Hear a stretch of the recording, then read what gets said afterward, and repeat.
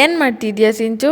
ಅಯ್ಯೋ multivitamin deficiency ಆಗ್ಬಿಟ್ಟೈತಂತೆ, ಯಾವಾಗಲೂ ಸುಸ್ತಾಗುತ್ತೆ. ಅವ್ರು ನೋಡಿದ್ರೆ ಸಿಕ್ಕಾಪಟ್ಟೆ ಡ್ರೈ ಫ್ರೂಟ್ಸ್ ತಿನ್ನಿ ಅಂತ ಅಂತವ್ರೆ. ಇದೆಲ್ಲ ಮೆಡಿಕೇಶನ್ಸ್ ಏನು ಬೇಡ, ನಾನೇನೋ ಕೊಡ್ತೀನಿ, ಅದನ್ನು ಯೂಸ್ ಮಾಡು.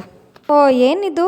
ಇದರಲ್ಲೇ ಡ್ರೈ ಫ್ರೂಟ್ಸ್ ಎಲ್ಲ ಹಾಕಿರ್ತಾರೆ. ನಿಂದು ಹೆಲ್ತ್ ಇಶ್ಯೂಸು ಕ್ಲಿಯರ್ ಆಗುತ್ತೆ, ಹೇರ್ ಗ್ರೋತ್ಗೂ ಹೆಲ್ಪ್ ಆಗುತ್ತೆ, ಸುಸ್ತೆಲ್ಲ ಕಮ್ಮಿಯಾಗಿ ಬ್ಲಡ್ ಕೂಡ ಜಾಸ್ತಿ ಆಗುತ್ತೆ. ಮೇಕಿಂಗ್ ಪ್ರೋಸೆಸ್ ಕೂಡ ತೋರಿಸ್ತೀನಿ ನೋಡು ನಿನಗೆ. ಇದ್ರಲ್ಲಿ ಬರ್ದಿರೋ ಎಲ್ಲ ಇಂಗ್ರೀಡಿಯೆಂಟ್ಸು ಇದೆಯಾ? ಇದರಲ್ಲಿ ಏನೇನು ಹಾಕಿರ್ತಾರೆ ಅಂದರೆ ಕಡಲೆ ಬೀಜ, ಕುಂಬಳಕಾಯಿ ಬೀಜ, ಮಕಾನ, ವಾಲ್ನಟ್ಸ್, ಒಣದ್ರಾಕ್ಷಿ, ಏಲಕ್ಕಿ, ಖರ್ಜೂರ, ಪಿಸ್ತಾ, ಗೋಡಂಬಿ, ಬಾದಾಮಿ, ಕಡಲೆ, ವಾಟರ್ ಮಿಲನ್ ಸೀಡ್ಸು, ಎಳ್ಳು ಮತ್ತು ಸನ್ಫ್ಲವರ್ ಸೀಡ್ಸ್. ಇಷ್ಟೆಲ್ಲ ಇಂಗ್ರೀಡಿಯೆಂಟ್ಸು ಫುಲ್ ಕ್ಲೀನಾಗಿ ರೆಡ್ ಆಗೋ ಥರ ಉರಿತವ್ರೆ ಅಲ್ವಾ? ಈ ಥರ ಹುರಿದಿರೋದ್ರಿಂದ ಶೆಲ್ಫ್ ಲೈಫು ಜಾಸ್ತಿ ಆಗುತ್ತೆ ಅನಿಸುತ್ತೆ.